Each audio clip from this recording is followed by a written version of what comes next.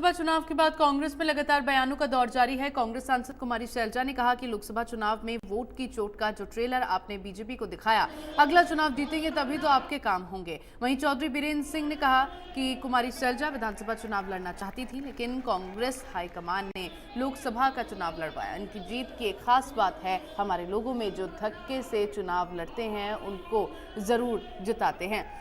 रणदीप सुरजेवाला ने कहा कि हरियाणा में लड़ाई जीतकर आप नया सूर्योदय कर सकते हैं। चुनौती है, चुनौती कम नहीं हो, चुनौती आगे भी। आपने लोकसभा में कोशिश की, देश के लोगों ने कोशिश की, और ये भाजपा का अहंकार आप लोगों ने तोड़ा है। जिस अहंकार से ये देश पे राज करते थे, आपने इनका अहंकार तोड़ा। साथियों, जब गिनती हो रही थी शुरू में 2-3 घंटे तो ऐसे लग रहा था अब इनके बड़े से बड़े नेता धराशायी होने वाले हैं।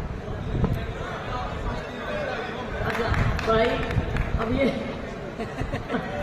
अब क्या कहूँ मैं, जब गिनती हो रही अपनी जीत की तरफ आप जा रहे तो सारे सब यही बात कहने लग गए, और वही आपका प्रधानमंत्री से भी ज्यादा सरसा के लोगों ने जिताए। तो साथियों, इनका अहंकार टूटा है। एक बड़ी राजनीतिक लड़ाई 90 दिन के बाद हमारे सामने।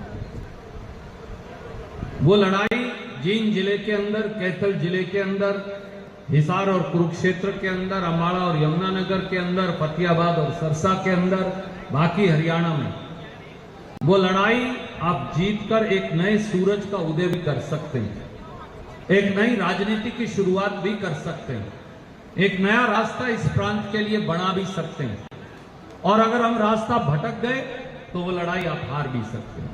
हरियाणा की जनता ने यह चुनाव भारतीय जनता पार्टी की नीतियों के खिलाफ, किसान विरोधी नीति हो चाहे युवा विरोधी नीति हो, इन नीतियों के खिलाफ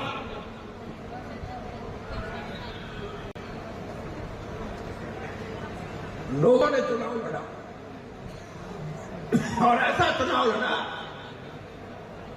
कि वो बहुत सारे देश में फैल गया। यह सरकार जो बनी है, बंजू लालो 1.5-2 साल की है, 1.5-2 साल से ऊपर नहीं चल सकती। मोदी सरकार है ना, मोदी